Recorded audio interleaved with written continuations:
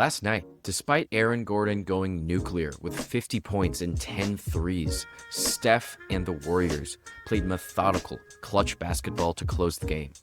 Possession after possession, they got into actions that utilized downhill momentum, took advantage of Jokic at the perimeter, turned the Nuggets' defensive coverages against them, and found windows of opportunity for Steph to do what Steph does. This, along with super well-executed clutch defensive possessions, gave the Warriors a classic win in game number 2. Let's review. I want to spend most of today covering what happened in the fourth, but this play to start the game is also pretty illustrative of how methodical the Warriors were being last night. So we start off with Draymond, who's going to have 45 cut across the paint into this corner. You also notice Kuminga, who's going to make his way down into this corner. Now, why is that important? Kuminga obviously isn't super well respected on the perimeter, meaning that if he stays involved in this action, especially if it happens on the strong side, you can imagine that Cam Johnson can help off of him and maybe muck up whatever actions the Warriors are going to run. So by clearing all the way weak side, you bring Cam Johnson out of the play. Now, the Warriors also run this nice little stagger with Jimmy Butler and Pods, going to set these 2 screens for Steph to run out. The goal here is obviously to get Christian Braun off of Curry. Christian Braun did a pretty good job being annoying last night, but Steph also used that against him. Now, notice here that Pods makes super good contact with Christian Braun, which gives Steph the space he needs. And of course, all he needs is basically a step or two. And Jamal Murray, obviously with his back foot planted, is far too late, and Steph's just going to drain that. A really good opening play from the Warriors.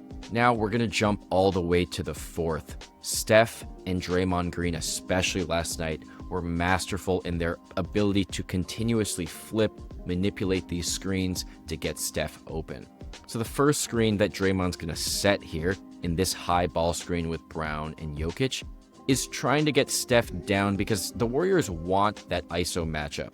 Historically, even though Jokic is as great as he is and isn't a super big defensive liability, he's just not that great against super quick, shifty guards on the perimeter. So the Warriors want that coverage, but Christian Braun does a great job getting around Draymond's screen. But of course, it's Steph and Draymond. They're just going to flip it, run it again, and this time Draymond gets a much better screen. He kind of shifts his feet at the end.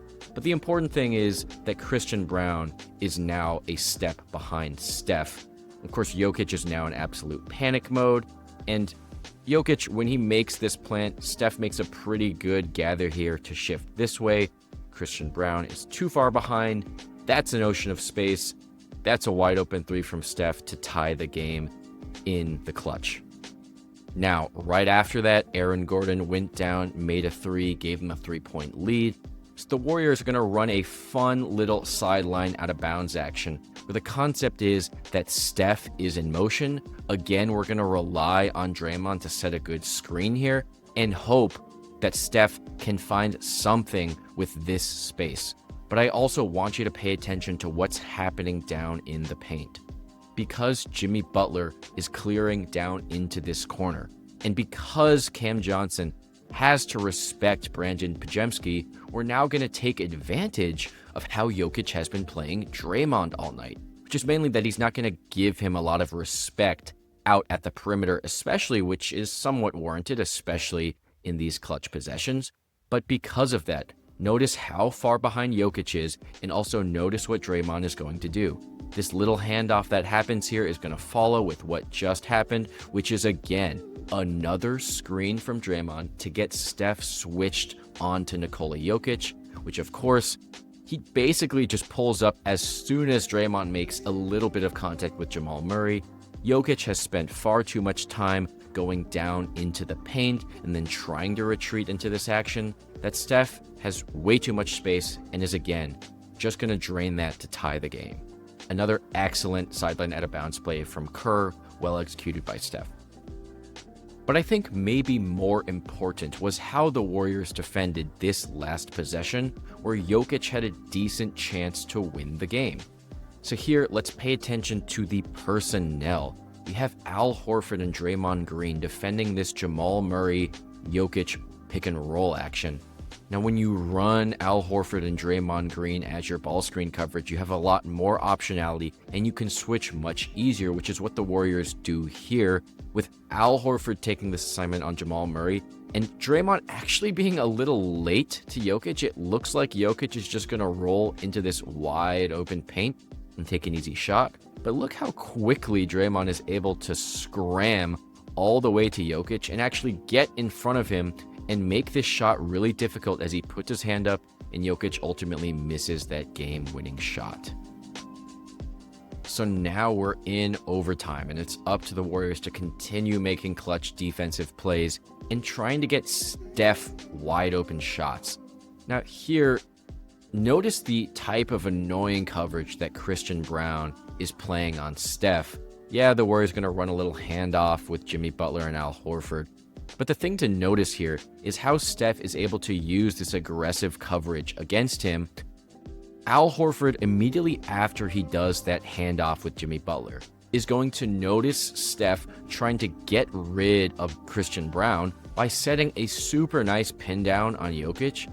This type of down screen is super useful, especially if Steph is going to make a sprint to get the ball. You're taking advantage of this coverage, which is preventing any sort of back cuts here because of this handoff action happening at the perimeter.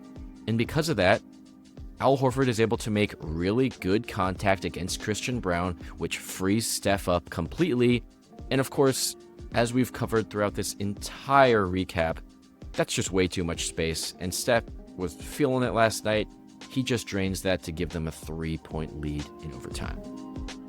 However, I think, again, maybe more important than that three was how the Warriors handled this defensive possession. So let's start off by talking about the personnel. We have Al Horford on Nikola Jokic, Steph on Jamal Murray. The Nuggets all night were trying their hardest to get Steph switched up onto Jokic. There was a possession earlier in the fourth where Steph had to actually foul Jokic to get rid of that matchup. But here, let's pay attention to how the Warriors get out of this situation with Kuminga out here on the corner against Christian Braun. So we start off with this high ball screen. Jokic sets a pretty good screen, which gets Jamal Murray going downhill against Al Horford. Because of that, you now have Steph on Jokic. Of course, their goal this possession, unless Jamal Murray got freed up, was to get this matchup.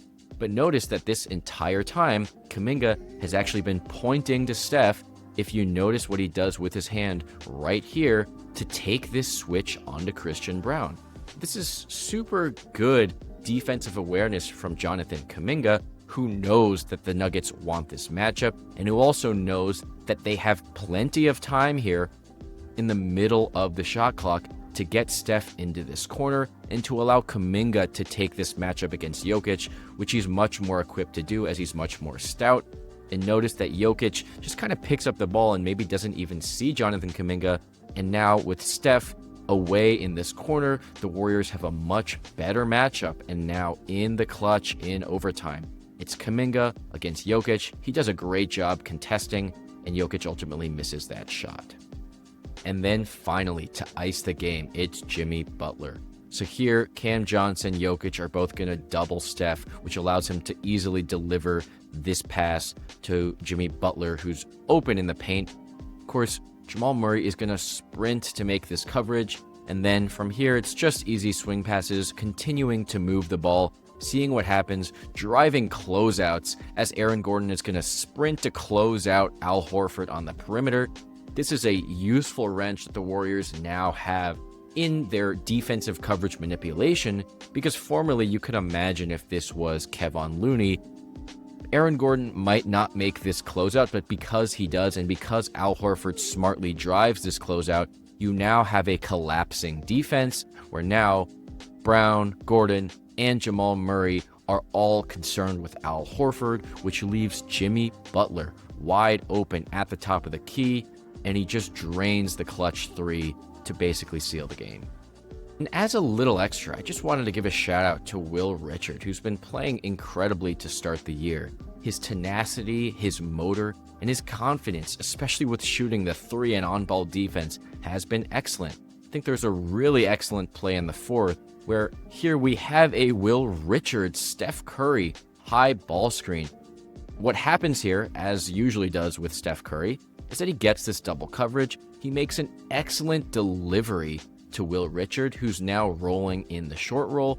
Notice what was happening on this side, which is that Podziemski is going to lift into this wing, and now it's just Kuminga on this cut. But notice the vision from Will Richard, who makes an excellent, timely bounce pass straight to Kuminga for an easy put-in. Now, it's only 2 games into the season. I don't think we want to overreact on these 2 early matchups, but I also think, as we spoke about in the last video, the continuity and chemistry of the Warriors is quite clear. They're running on all cylinders. Al Horford and Will Richard have both been excellent additions, and Steph is playing at an MVP level. Thanks for watching. Let us know if you agree.